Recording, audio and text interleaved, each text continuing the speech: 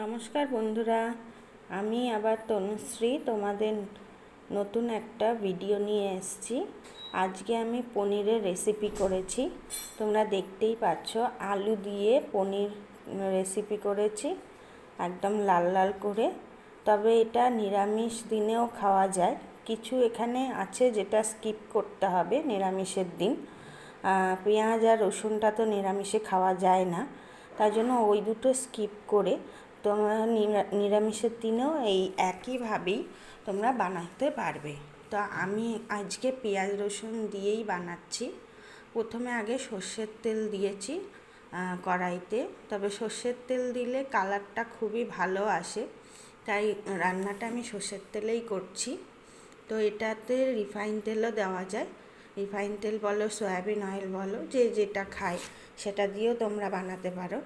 তো প্রথমে পনিরগুলো একটু হালকা নুন হলুদ দিয়ে তেলের মধ্যে ভেজে তুলে রাখবো। খুব কড়া করে ভাজবো না, হালকা করে ভাজতে হবে। এবং ভাজার পর সঙ্গে সঙ্গে অবশ্যই ওটা একটু লবণ জলের মধ্যে ডুবিয়ে রাখতে হবে। সেইভাবে রাখলে কিন্তু পনিরটা অনেকই সফট থাকে। আর আমি যে পনিরটা নিয়ে এসেছি ওটা একদম টাটকা ছিল, সেহেতু খুবই নরম ছিল পনিরটা। তো তোমরা দেখতেই পাচ্ছ, পনিরটা প্রথমে ভেজে তুলে নেওয়ার পরে ওই তেলেতেই আমি গোটা গরম মশলা ফোড়ন দিয়েছিলাম, আর এর সঙ্গে একটু গোটা জিরেও ফোড়ন দিতে পারো। তো সেটা হলো তোমরা এখনও দিতে পারো কিংবা মশলা কষানোর আগেও দিতে পারো। তারপর আমি আলুগুলো ভালো করে লাল লাল করে ভেজে তুলে রাখবো তেলের মধ্যে। তারপর ওই তেলের মধ্যে গোটা গরম মশলা, গোটা জিরে ফোড়ন দিতে হবে, আর একটা তেজপাতা দিতে হবে। আমার অবশ্য ঘরে তেজপাতাটা ফুরিয়ে গেছে, তার জন্য আমি দিতে পারিনি।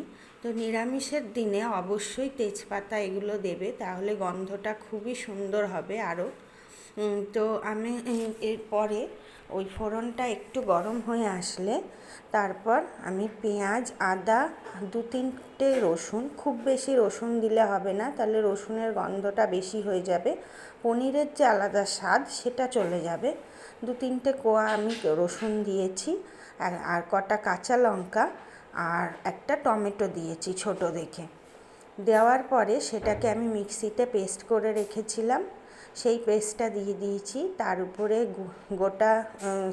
আমি জিরে গুঁড়ো দিয়েছি। আমি সব সময় বলি যে জিরে গুঁড়ো আর ধনে গুঁড়ো আমি একসঙ্গে মিশিয়ে রাখি। সব সময় যেহেতু বাড়িতে রান্না করি, আমি ওটা একসঙ্গে মিশিয়ে রাখি।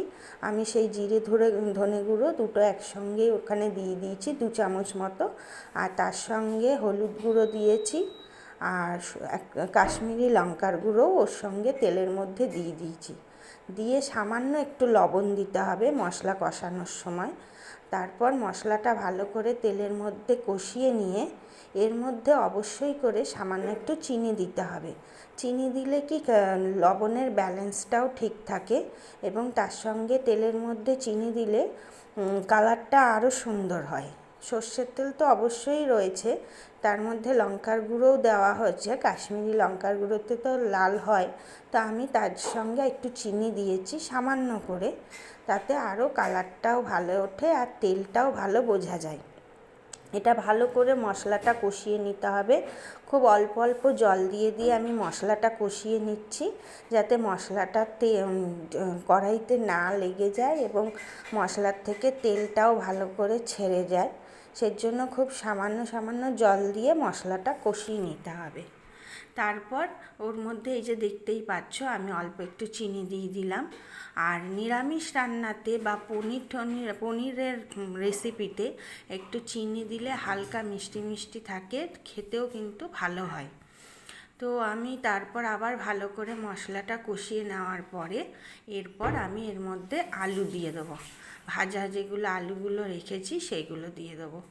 এবার সেই মশলার সঙ্গে আলুটা আবার বেশ কিছুক্ষণ ধরে নেড়ে চেড়ে মশলার সঙ্গে আলুটা একসঙ্গে মিশিয়ে নিতে হবে, এবং আলুটা ওর সঙ্গে অ্যাডজাস্ট হয়ে যাবে মশলার তেলের সঙ্গে।